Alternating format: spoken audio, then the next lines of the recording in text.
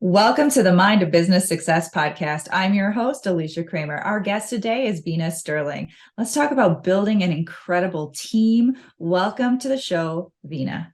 Oh, thank you so much. Thanks for having me. Excited to be here. You have fantastic energy. I know this is going to be a great conversation.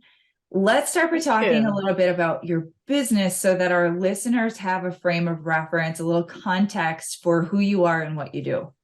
Oh, sure. Well, thank you for the compliment. Your energy is amazing as well. I'm excited about our conversation. So, I am a coach and consultant with Leadership Research Institute.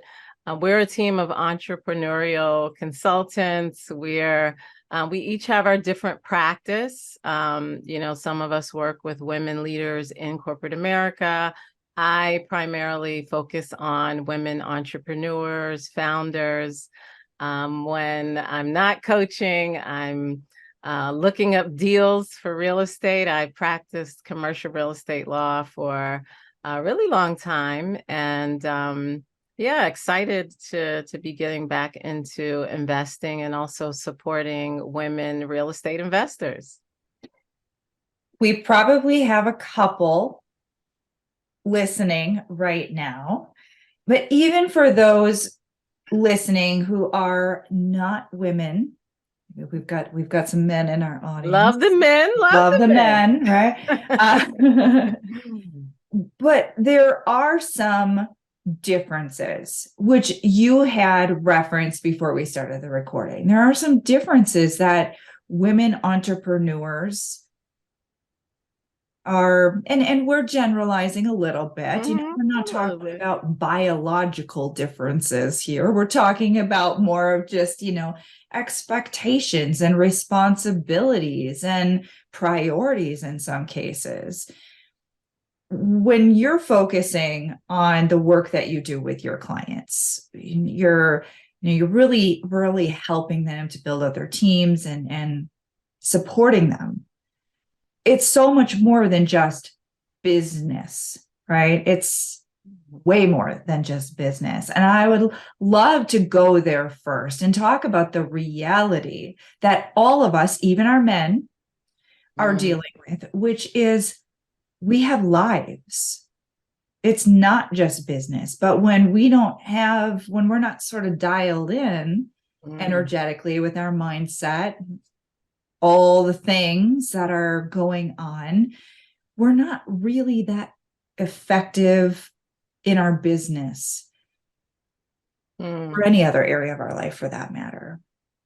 Absolutely. Yeah, and I love that you're going in right away, going in. Like I said, there's the business and then there's all the other stuff, right? There's life, there's the aging parents, there's the, track meets and soccer pickups and then there's the things that if you really want a full vibrant life that you're, trying to squeeze in the girls' night and the friends and getting together with people that you adore and not just having Facebook friends, having actual friends. And I think that women, we sometimes get a lot of that work that, they call it sometimes invisible work. It's a lot of the stuff around the home. Sometimes it just falls onto us, and sometimes it's, traditional gender roles, but other times it's sometimes the way we're wired, right? I like to in terms of mindset, have clients take a positive intelligence assessment, which shows you your saboteurs. So, and mine are controller. I'm definitely a controller. I like to have things a certain way. So, a lot of times, we get caught up into that, wanting to make sure, we're trying to be the perfect wife, perfect mom, perfect CEO, entrepreneur. It can really get exhausting. So the control, the perfectionism, the imposter syndrome, the feeling like, maybe we're not doing any of the areas really, really well, but we're just in survival mode. So being aware in terms of the mindset and, having some of those practices that can keep you grounded, like the meditation and things like that are just always key. But I think the authenticity is what works as leaders, right? For your teams to see you as a real human being. And when you are, finding that appropriate amount that you can share, you're not being a victim to your circumstances or anything like that. So it's important to be mindful in terms of how you share and realizing that when we share these things, we really can be a contribution to others because, they're thinking, oh, it's not just me. It's not just me dealing with this, right? And then knowing as far as your business, what are the values, right? Like that are important. So what are the things that'll always come first? If there's someone has something with family and that's part of your values, like for me, that is, then, we lead with that as long as, of course, things are getting handled. Well-being, speaking of mindset, like well-being, just making sure that your team see that you're managing your well-being, that you're taking a break or you're taking a walk when you need to, because in many cases, as an entrepreneur, you are the culture of your organization. So how you show up, how you live your life, that's gonna, feed into the business. We have pre-established associations with what leadership means, and everyone has their own unique concept of it based on their previous experiences and all the things that they've heard. You had made a statement that really sort of rang in me, and I want to spend a little bit of time talking about it, because the conventional model of leadership oftentimes did involve the quote leader or manager, boss, right, to be sort of closed off and have this external facade of being tough and having it all together. And then you have this other movement where people are wanting to be authentic, but it's sort of uncomfortable because where's the boundary? And then you've got some people, we've all been in the business, right, where the manager is clearly an emotional wreck and they're just letting it all out. And you're hearing the whole story of the drama and trauma of their day or their week or their life or whatever. And that's being way too open. And so where is that balance for people? What is really being an authentic, but still empowered leader that can inspire and have that connection with their team without being any of those extremes? Great question. Wow, that's incredible. I definitely think that, transformation in your organization and your community in the world, it starts with you, right? So it's focusing on your personal transformation as a person and speaking to that guarded, sometimes we show up in a guarded way. A lot of times it is childhood trauma, that's something sometimes it's uncomfortable to talk about, but we learn about leadership from our early childhood, right? I learned in terms of leadership, like when I showed up, I practiced law for over 10 years, and then I shifted into corporate America doing culture transformation. And when I first got into leadership, I resisted it. I didn't want to be a leader. I was the oldest sibling in a single parent household. And my mom struggled with addiction. She's clean and sober now. And at that time, that was a lot of responsibility. So whether someone else has that same story or they just grew up with a lot of responsibility, they call us the latchkey kids, where the parents are working multiple jobs and you're kind of fending for yourself.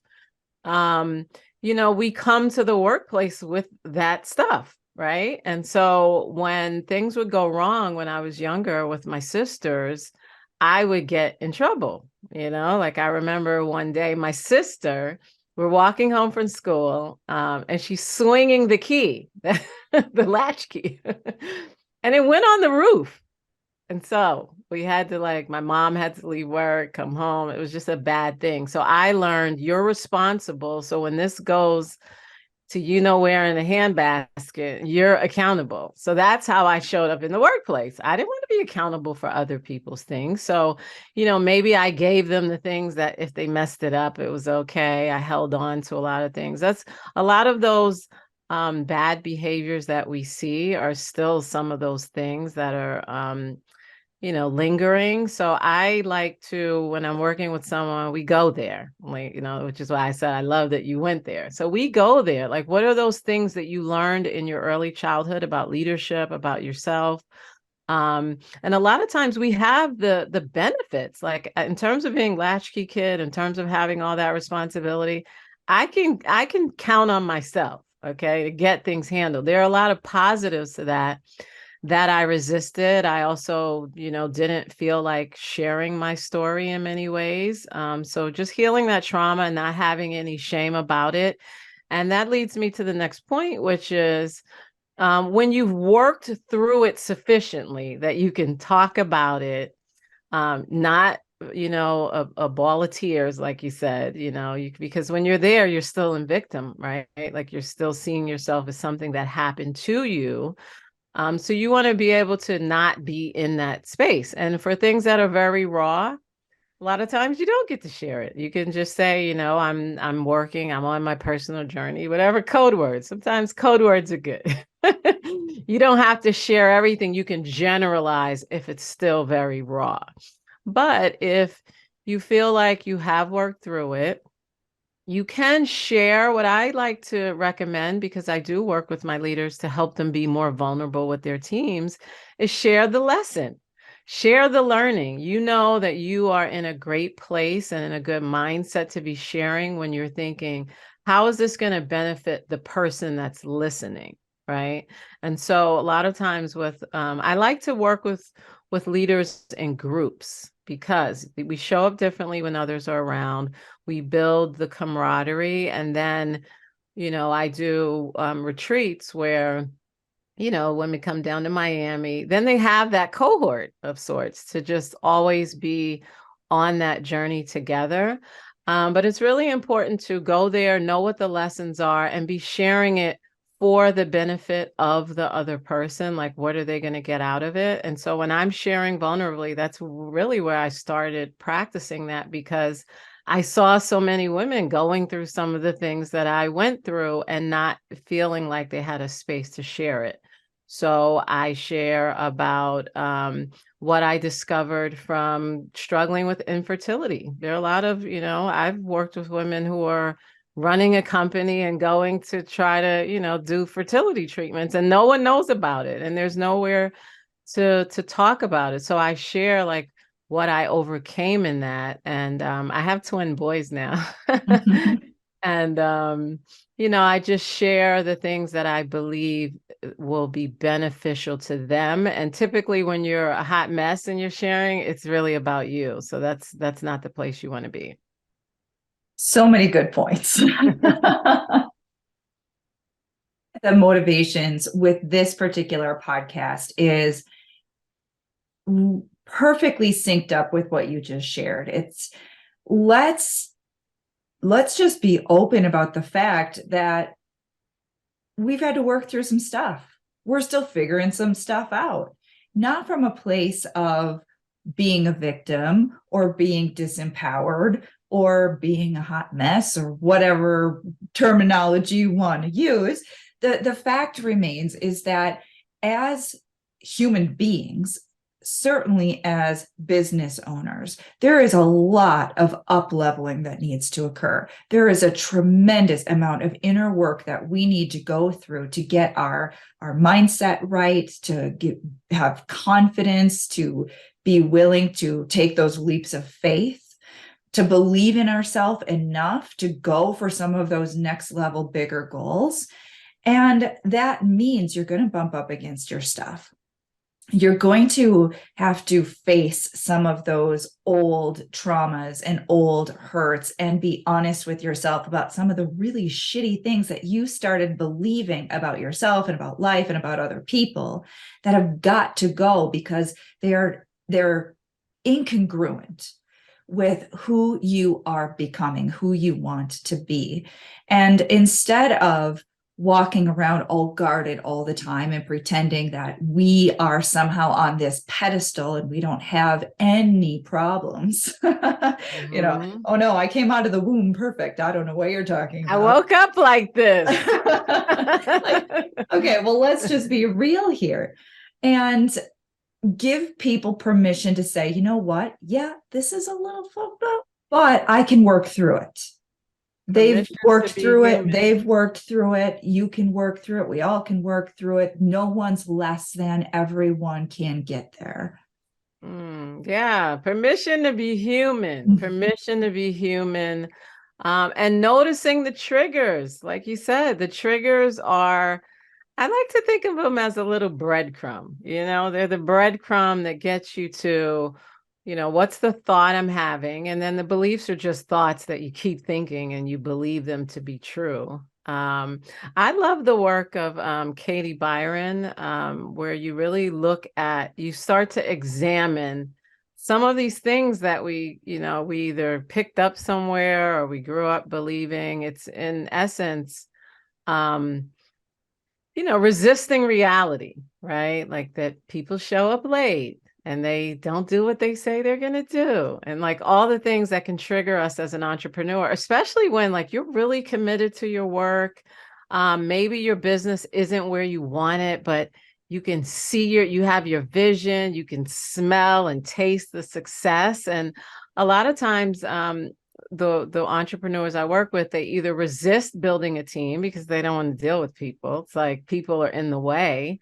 Um, or they're always triggered by their team and they're, holding it in. And the triggers are the indication that, okay, like what is my examined like belief, and it can show up everywhere. As entrepreneurs, we can be really impatient. Right? Like we want it now. We want everything now. Um, we want our teams and people a lot of times to be like us. Like what? It's just clear. Like why don't they see it, right? And when you can see something really clearly, it's your vision that you see. Like you can't expect others to see it. You get to show them, you get to communicate. This is where the leadership comes in, right? You get to motivate them. You get to find out what's going to make them tick. And usually the triggers we have with people at work and our teams, they usually come up everywhere. I'm newly married. I would say I'm remarried, going on 2 years now. Listen, there are things like my husband does that trigger me.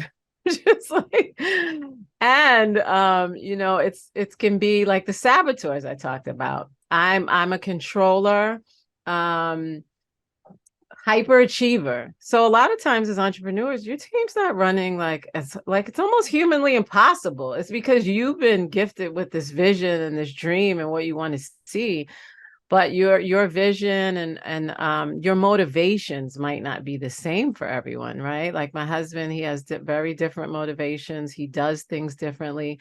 So I'm always looking at it as, okay, how do I get to be better? How do I get to be more patient, right? Like how do I get to understand where he's coming from so that I can see it? A lot of times in our workplaces, people can't be straight with us or they can't really share ideas. There's no psychological safety. That's huge. Like knowing that, what is success for you, right? So how do they need to show up? What are the expectations? You get to be clear on what's their role. But then also they get to be safe that if they get it wrong, that there's psychological safety that they won't be penalized. I like to think with my team, And I always say, like, everything is a learning opportunity, right? But I would find that the things I was getting impatient with my husband, it was the same at work. It's like, Mhm. and for me, it's that hyperachiever.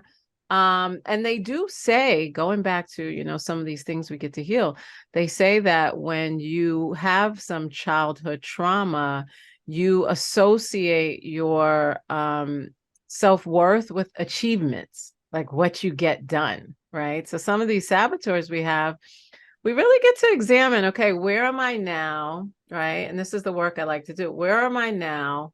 Where am I going? What's the vision? And how do I get there but still enjoy the journey along the way? Like, how do I have fun? So my things, I like to put the fun in that, we forgot how to play. It's true. And business people can be very guilty of that. For years, my husband would call me out and he would remind me when I'd get really, really, really serious about some stuff, you know, Mm-hmm. you take things too seriously.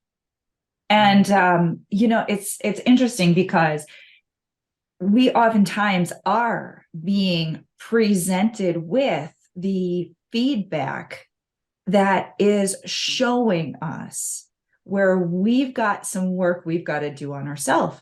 And if we're willing to take it to heart, if we're willing to do the work, not only have I softened up, but it helps me also in the work that I do with my clients because granted, I've gone through a tremendous amount of my own personal development in all areas, but to be able to hold the space of lightheartedness when someone else is really stuck in their problem really, really helps. And Mm-hmm. as business owners, our team is oftentimes struggling. They've got their own personal stuff. They've got their own health challenges, family challenges, and we have to hold that right energy to be supportive in the face of those challenges, keeping things together, not being triggered by or compounding their stress or frustration. And that does require that we let our crap go. We've got to do our own inner work and embody those traits that you've been talking about that are absolutely essential to be a truly good leader for your team.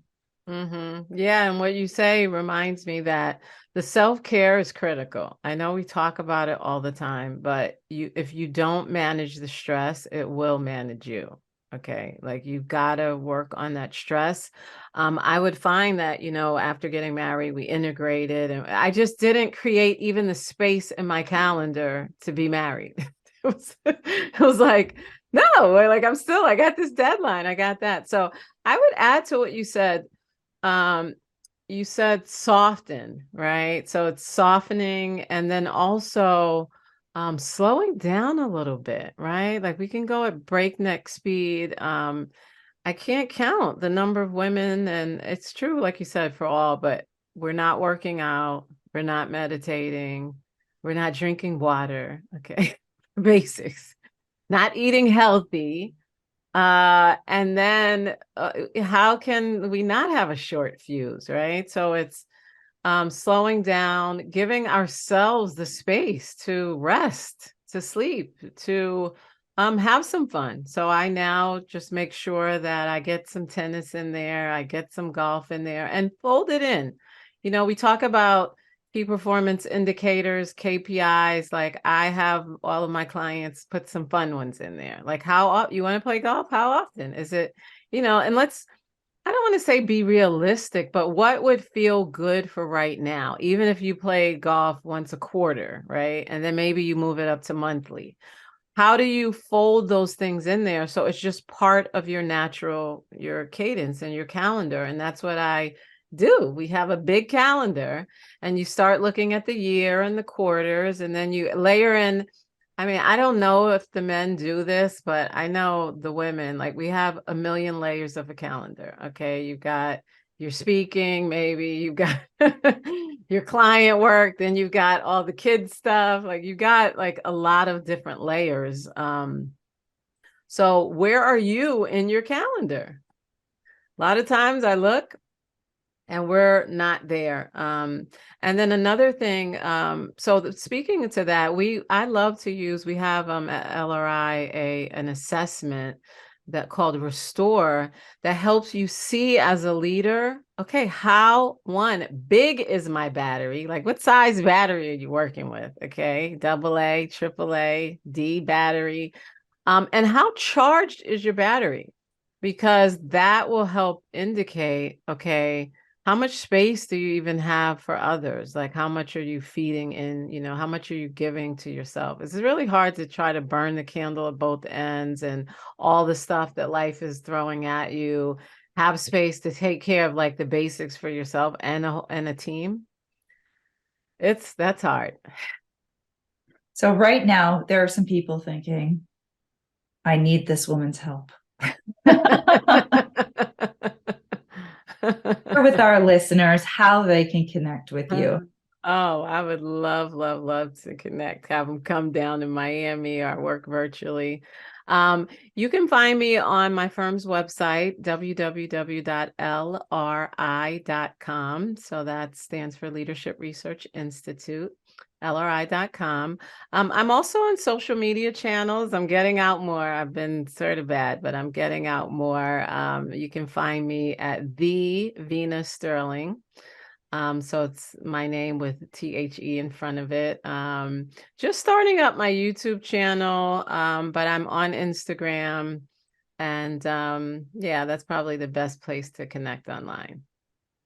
This has been a wonderful conversation. I know we probably could have gone a lot longer, I but know. we did cover some really good stuff. And I hope that our listeners have been inspired to a little more self-care, softening up, slowing down. And of course, they can always reach out to you to go much deeper. Sounds good. Thank you so much for having me. And thank you to all of our listeners. We're doing this for you. If you haven't already subscribed, make sure you do so. And until next time, we will see you in the next episode.